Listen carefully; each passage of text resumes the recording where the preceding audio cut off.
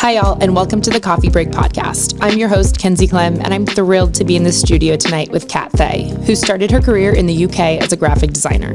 Now based in Austin, she is the executive producer for Coffee&TV and strives to support artists in the Austin community. The Coffee Break Podcast is presented by STLL Studios. STLL Studios is a full-service production agency that partners with people, brands, and agencies to bring their unique stories to life for TV, socials, or ads. Contact us at hello@stillstudios.com. Kat, thank you so much for being here. Thank you. It's an absolute pleasure. Yeah, I'm so happy. So like I mentioned, you started your career in the UK as a graphic designer. How did you transition into what you're doing now, supporting artists and becoming a producer and studio manager and all the above? All the things going back many, many years. So when I applied to do graphic design at Brighton University, you have this interview and you have to bring all your work into this room with your peers. And I remember one of the questions being, what inspires you or what has inspired you today? And the first thing I did was talk about everybody else's work in the room. And that really was a kickoff to how my career has grown and how I have been in the creative industry, but I've been a massive advocate for other creatives over myself. I realised that I have a better role at instigating projects, helping them to find the right creatives, helping the creatives to find the right work. And that led me into building a creative department in a media buying agency that I was at, to then being big part of a creative studio. So originally when I was at an agency in the UK, again in Brighton, we started with 4 graphic designers, and it quickly grew to 40 over 4 years. And that's because we looked at the creatives that we have on our doorstep. I actually searched high and low for other creatives. So I'd go to London and use networking events to go and find animators or designers or videographers to fulfill the needs of our clients. And our clients were a variety of people, from consumer health to healthcare clients. And so the creative team quickly grew with lots of different disciplines. And I think that was one of my turning points where I was I really love to grow creative teams. I love creative people. I like finding out what they're really good at. And then I like finding them work. It's my favourite thing to do. And then when I realised that America was calling, I came over here and wanted to do something very similar, in the sense that I wanted to create more of a creative environment. So I started with the Glug events, which was where I went to go and do all my creative people shopping, and found an amazing, vibrant community here in Austin, and tried to do it again. And when you first came here, you had your own company for a little bit, right?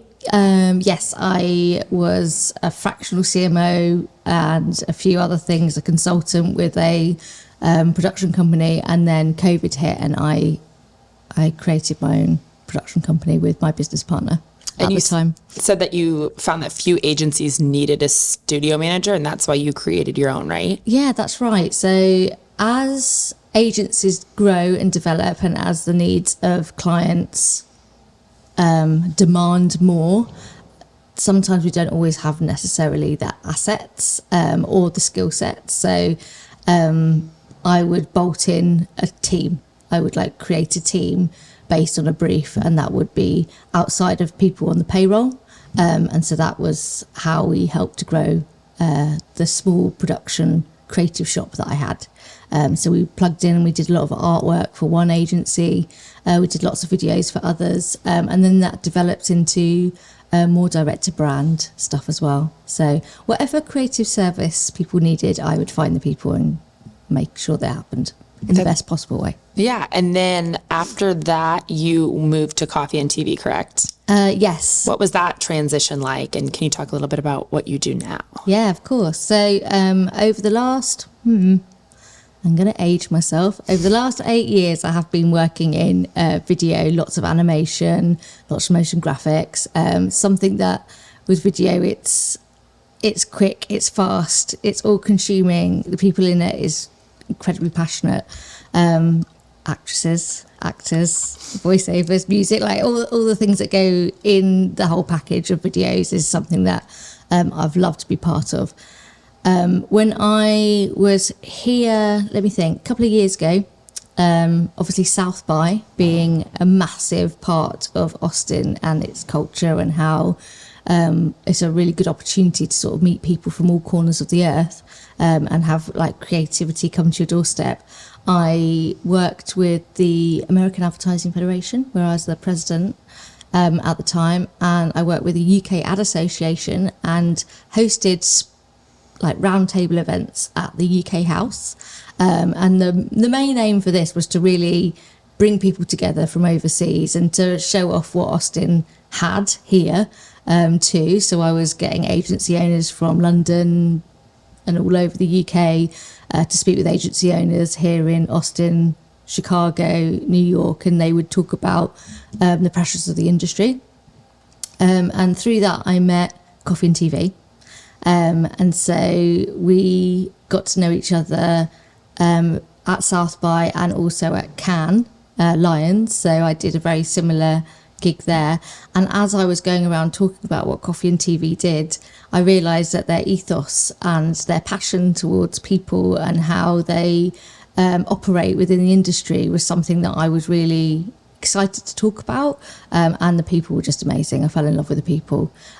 So post-production was an area that I started looking into as like, this could be the next move for me. And they had big plans to move to America. And I spent a lot of time carving out what it could look like in Austin. I know that there was LA on the table, of course, and we have New York on the table. And there are other sort of cities that have got a lot of production happening.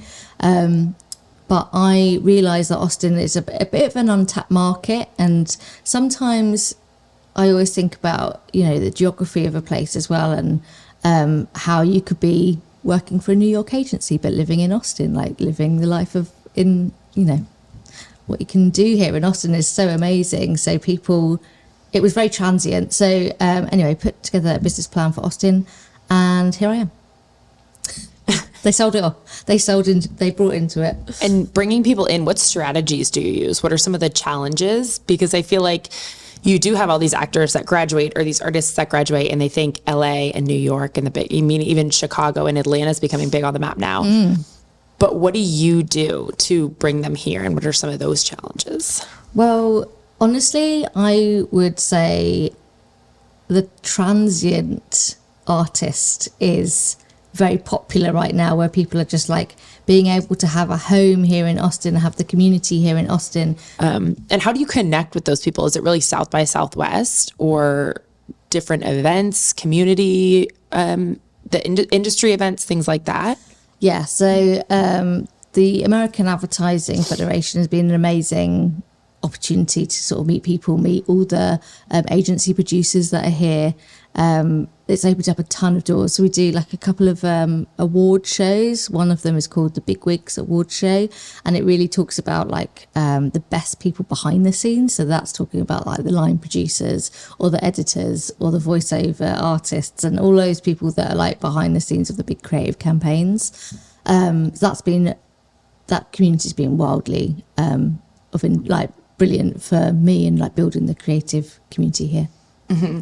And then what do you still work with South by through Coffee&TV? What specifically do you do, or kind of plans for 2025 South by? Are you working on that, or what do you have in store? So with South by, although I met Coffee&TV there at South by, I was wearing the hat with the American Advertising Federation and the UK Ad Association. So I would bring a cohort of agencies together from both parties, and that might be That might be drinks, happy hour, or it might be sort of a more serious like round table event where we pick up certain like topics of interest, and that could be climate change to resourceful production planning to what B Corp means within the advertising industry. There's like a ton of topics that we cover. Very cool. And then you said people are transient, they come to Austin, maybe they have a house here. Is it hard to retain creatives to stay here once you have them here? And then kind of, the Austin community really is growing. It's fantastic. There's studios coming in. There's so many people from LA and New York coming in, but you also still have those artists that want to branch out. Is it really tough working with people and then they kind of leave, or? I think it's tough for the agencies, particularly because they'll train folks up from university and then after a while they'll want to leave to go to New York or LA or Atlanta or Chicago because of the industries there. Which in some ways, I think that's a good thing for the individual. So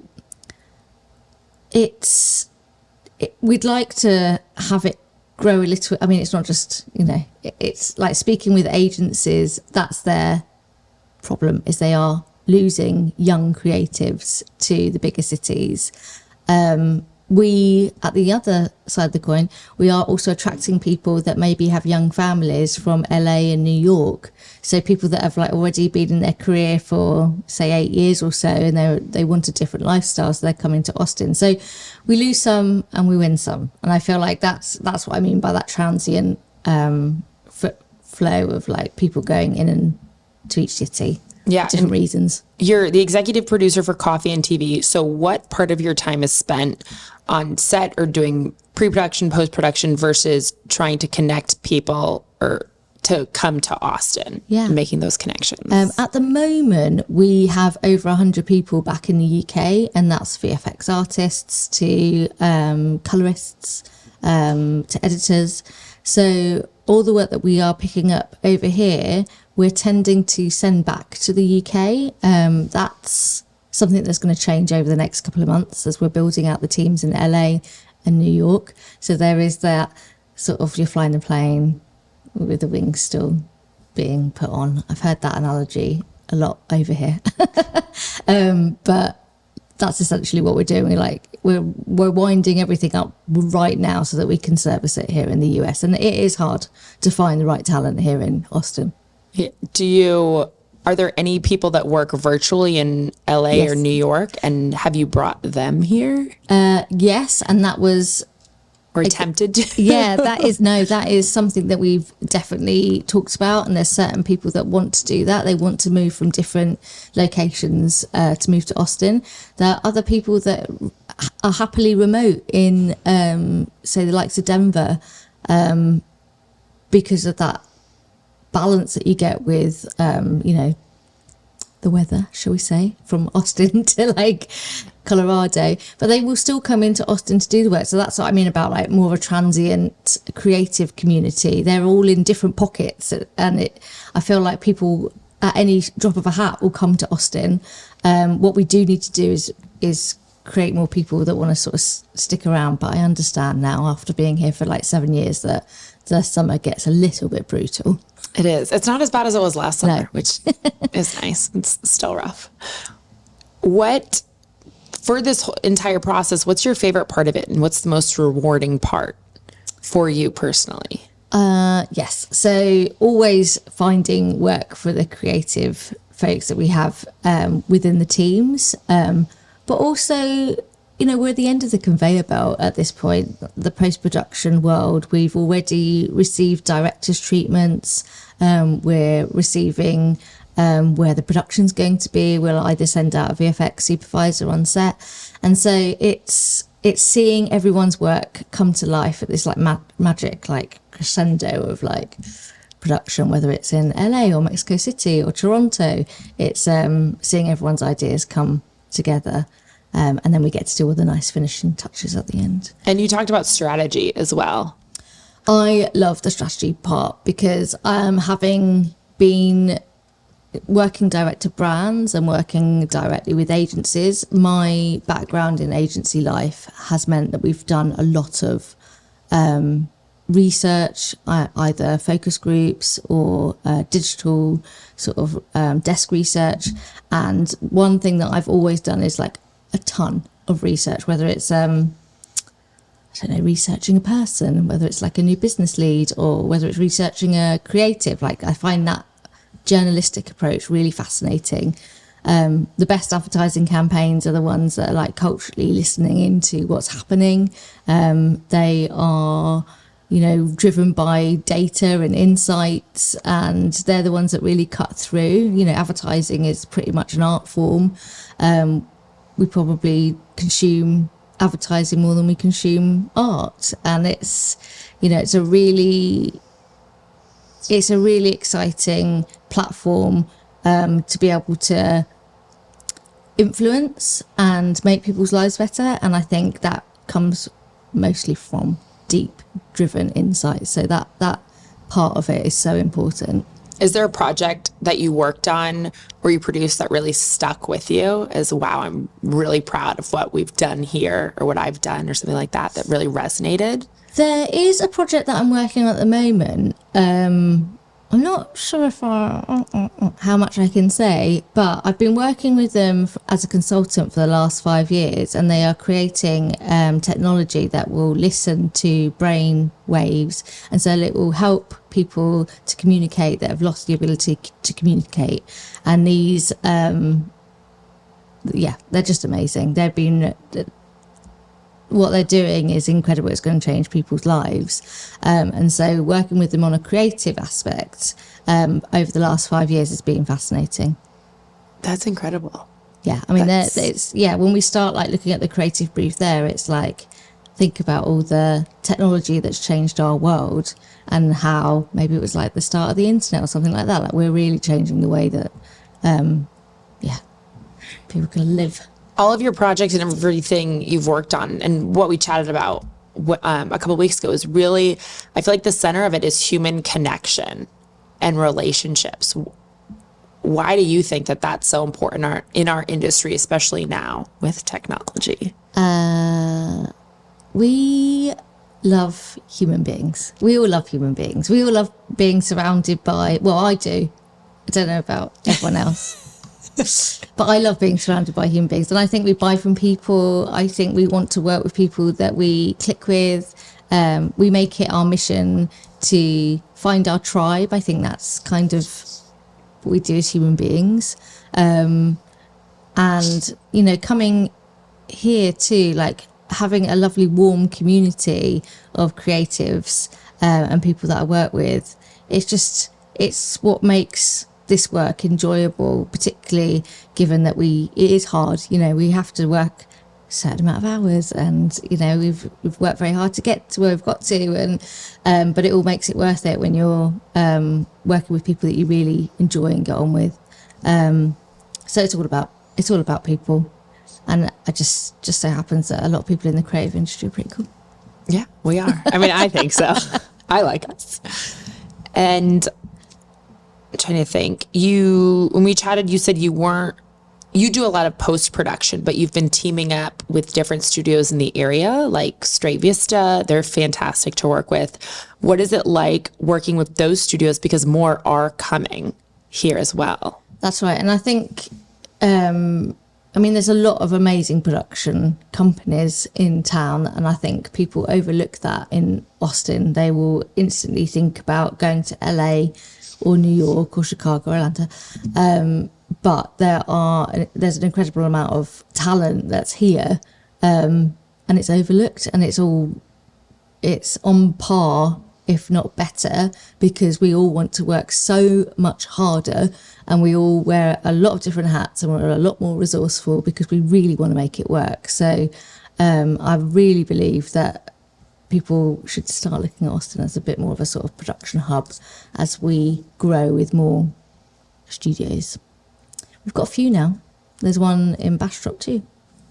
Yeah, there is. Yeah. That's right. Do you still do, I know when you first came here, you did glug events. Do you still attend community parties and events to try and network? And what have you found the networking culture here in Austin to be like? Yeah, so I will go to an opening of an envelope, or I used to, in the sense that I would go to the, again, I wanted to be like a sponge. I wanted to soak up what was happening here from a business perspective, from a creative perspective. And so I'll go to the Austin Business Awards. I'll go to the Fast 50 new businesses in town. I'll go to AIGA meetups and various other meetups. You've got some amazing ones on Wednesdays. They clash, unfortunately, but you've got Creative Connections with a lovely guy called Weston Woodward, and then you've got another one with the Home Team crew, and that's on a Wednesday too. So there's tons of local creative meetups, and the community there has always been so helpful. I also think that what's helped me in the last couple of years is extending and going further afield. So the Ad Age Small Agency of the Year Award is a really amazing event. It's got an incredible amount of leaders there talking about the industry as a whole, but as an independent agency owner, it's great. So I would recommend going to, if you can, go to other events outside of, what you would potentially go to on your doorstep. It's worth investing into a little quick trip somewhere. And then a note I had that I totally forgot to mention was Coffee&TV's B Corp certification, which I did look up. I had no idea after we chatted, and how that aligns with your values regarding sustainability and the treatment of people, because you're so passionate about the people you work with, and just the care you give them. Can you chat a little bit more about that and explain what a B Corp certification is for listeners that don't know what that is? Yeah, of course. So you'll see it on certain clothing brands. It's got a little B and it's a little circle. It was really hard to get, and I know it took them a couple of years to get the certification, and they were the first creative studio to get it. What did they have to do to get it? It's a really rigorous exercise, which basically looks at all of your carbon emissions. It looks at how you treat your people. There's lots of questionnaires. It's people and planet over profit. And so there's like a ton of pieces of criteria that you have to be marked highly on to be able to achieve the certification, and then holding on to it as well is equally as hard. We had a gambling project not too long ago, and we had to go through rounds and rounds of questionnaires on whether this was right, whether we could do it. Turns out we can't. So we had to turn it down. Do you think that significantly helped your brand and your core values having that? Completely.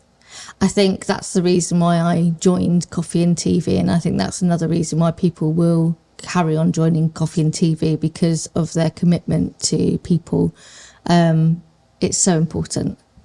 And there's more agencies that have now started to go down this road. For some reason, although I think it started in America, it seems to be more popular in the UK, but I think it's, again, growing over here too. So I would recommend looking into it. Yeah, that's incredible. Yeah. And now I feel like I'm bouncing back and forth because I had questions and notes, and I thought, crap, I forgot to ask this. I forgot to ask this. There's so many things I want to ask. You said you working with clients and you're guiding them, because a lot of times they might not know much about production or the industry or anything like that, or even what they're looking to, the audience they're looking to target, or the ad they really want to put out. And there's so much complexity to those. How do you navigate that? Or where do you start when working with with a client? When we're doing like full service production and stuff, and like direct to brand. So a digital analyst or digital campaign is like the key.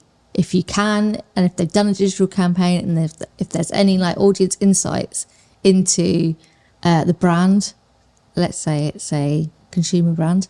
That sort of stuff is key, like audience skewed, male and female, where they live, how they think, what they do, why they would buy it, why they wouldn't buy it. Audience insights is something that was driven into me by my last agency. They were all about inspiring healthy decisions, and it was all about behaviour change. So we went through lots of different routes on how to come up with that USP, or how to change people's behaviour for a certain sort of healthcare regime. And that sort of level of detail is where I started to use towards like brands and stuff. It's like finding out who your audience is, how we can connect with them, and what problem you're solving. Another thing that I think is really interesting is like the trends that are happening. You know, everything is a cultural comment to what's happening in our world today, even from the fact that, you know, Elon Musk can say something and all of a sudden somebody else is, you know, that people are following suit. And I think that listening and being aware of our economic environment is also key to like brand campaigns. There's so many layers to what you could do with an advertising campaign, but the strategy is something that shouldn't be overlooked. It should be something that you spend quite a few months on, honestly. How long does a project usually take you from pre-production to post-production? It could be, I mean, ideally, it would be great if you had a couple of months to really nail everything down. Sometimes it's like, can you do this in 4 weeks? And you can. Yeah, it would be great to like, in an ideal scenario, it would be great to like have a month of like research and development to then going into like the creative, and a month for that. Pre-production, another month for that. It would be, you know, in an ideal world, it'd be great if we had 6 months, but that's never the case. Right now, what are your long-term goals for Coffee and TV and the production scene of Austin? What would you like to help change in the future, or do you have plans coming up? Yeah, no, so particularly for Austin, I would love to see the production industry grow. From all elements, whether that's live production to more work being done in the studios, more brands coming to Austin to shoot, given that we are incredibly passionate and resourceful here. We've got everybody on our doorstep wanting and willing to work. And I think that will happen over time. I think when I first came to Austin, I have no patience. And I realised that I would have to have patience to like watch this tide sort of turn. I was also fairly blind to the fact that a lot of the industry was in LA or New York, and I didn't want to hear anything about it. Having since visited both areas a few times and been to like AIGA, which is like the producers awards, independent producers. Yeah, there's a small percentage that might be higher in those two places, but I think you'll slowly start to see like the growth here in Austin, because people love it here. They love the fact that it's an easy city to get around. It's an easy city to work in. It's an easy city to meet people. It's super creative. The agency's work that's coming out of this is like world class. And there's such a strong sense of community among artists as well. I mean, I was one that moved from New York City. I am one of those, and I'm proud to be here.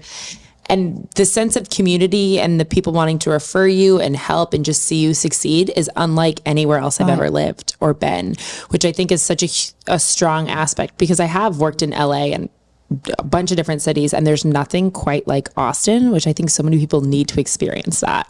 I agree. And South by Southwest is great because it brings so many people here, and hopefully they can experience the culture and how wonderful people are. Yeah. I would just love to extend South by, just like over the months. Yeah.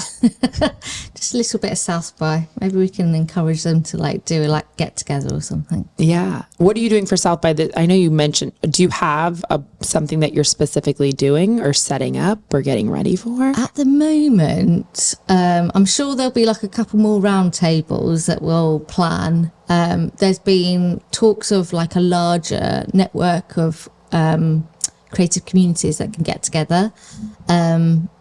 I guess I have to work on that. I've got time. I've got 6 months. Oh my gosh. Yeah. It's already August. And then I'm super passionate about advice and learning things from other people. Have you ever been given advice that really stuck with you, or something that you would tell people that are creatives coming into the industry or want to be a part of it? I think one thing that's really helped me since moving here is like not to take things personally, not to look into things too much, and to just take things as facts in some respects. I think because I didn't grow up in America and because I'm British, I do get a few people sort of like looking over my head as if like, what the hell did she just say? And so there could be a little bit of communication breakdown, and so I think that sometimes can cause a little bit of like, oh, I don't know what was, did I just offend that person, or you know. So yeah, if I've offended anyone, I'm sorry. But yeah. Kat, thank you so much. It's been an absolute pleasure to have you. You're so much fun. Oh, thanks. I've learned so much, and I'm so grateful that you're doing so much for the Austin community. And oh wait, one last thing. We also chatted about women in the community. Yes. And bringing more women and having more female directors and producers and everything like that. What has that been like? Really, that has been honestly a real big challenge for me. I went out to find female directors to fulfill a couple of briefs that we had from agencies, and when I was out on my search, it was very hard to find more than 5 or 6, and that is just not acceptable in Austin. So I think a lot of different reasons for this. They might be moving away. They might not realize that there's an industry here. They might not have mentors here. You know, there's so many elements to that. But yeah, we're lacking in female creatives, and that's something I really want to change. So I've been getting them together and getting them talking to one another and trying to find the women that are spearheading this industry in different pockets, and trying to get people to talk to one another just to help one another. Have you heard of WIFT Austin? Yes. Women. Okay, I'm a part of them, but they're absolutely incredible, and I've never been with a group like them. Yeah, they're great. Yeah, so they're really trying hard to make females more present. Yeah. In this community. Yeah. Which is incredible. And I'm glad you're helping as well. Yeah, always. Yeah. Thank you so much for being here. Thank you so much for having me. You're so welcome. It's been so lovely. And to our listeners, please don't forget to subscribe to our YouTube channel, like and follow on Spotify and iTunes so you don't miss out on another future episode. The Coffee Break podcast is presented by STLL Studios. STLL Studios is a full-service production agency that partners with people, brands, and agencies to bring their unique stories to life for TV, socials, or ads. Contact us at hello@stllstudios.com.